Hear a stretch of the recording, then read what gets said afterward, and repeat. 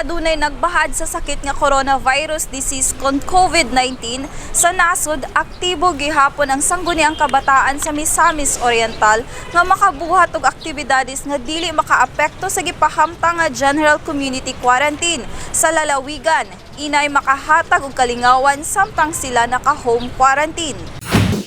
Alliance sa Earth Day celebration ang Sangguniang Kabataan Federation sa Misamis Oriental kauban ang Misamis Oriental Youth Development Office kun PYDO adunay gipahigayon nga Earth Day online spoken poetry ug Earth Day digital poster contest sa tema mga kabatan-unan para sa kinaiyahan. Okay, so yes no, natay ka nang gi-initiate karon together with the Sangguniang Kabataan Federation of Misamis Oriental. Ato ang launch ang usa ka online nga pa-contest para sa ato ang mga kabatan-unan diri sa Misamis Oriental. And this is also our way of celebrating and honoring Mother Earth kay since April is Earth Month and to be specific, April 22 is International Earth Day.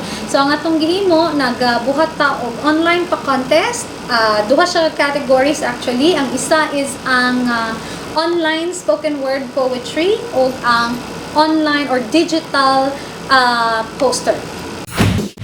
Giawhag ang tanan kabatan-unan sa lalawigan nga nag-edad 15 hangtod 30 ang pangidaron nga mosalmot sa online contest ug kinahanglan kontakon ang matag SK Municipality City President aron maka-register. Matud ni PYDO Officer Aline Peñalosa, hindi man karong panahon na ang online digital world rason nga gidani niya ang mga kabatan-unan nga mulambigit niini.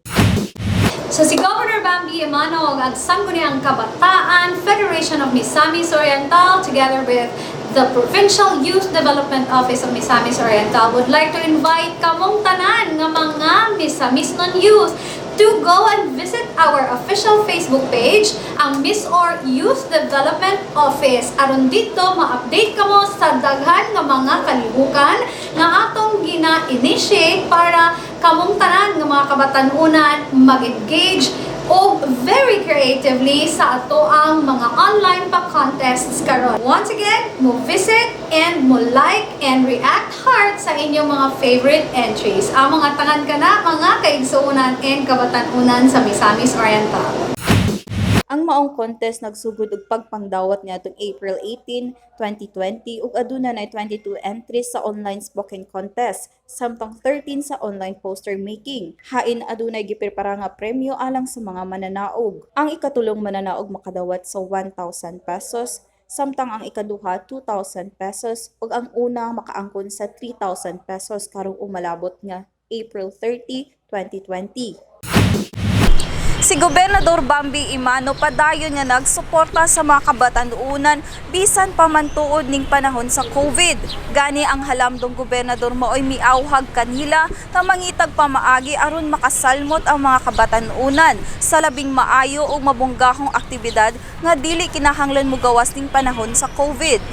Ako si Lambo Ethel Ipanag alang sa limpyo ug matarong nga panggobyerno, padayon Pilipino.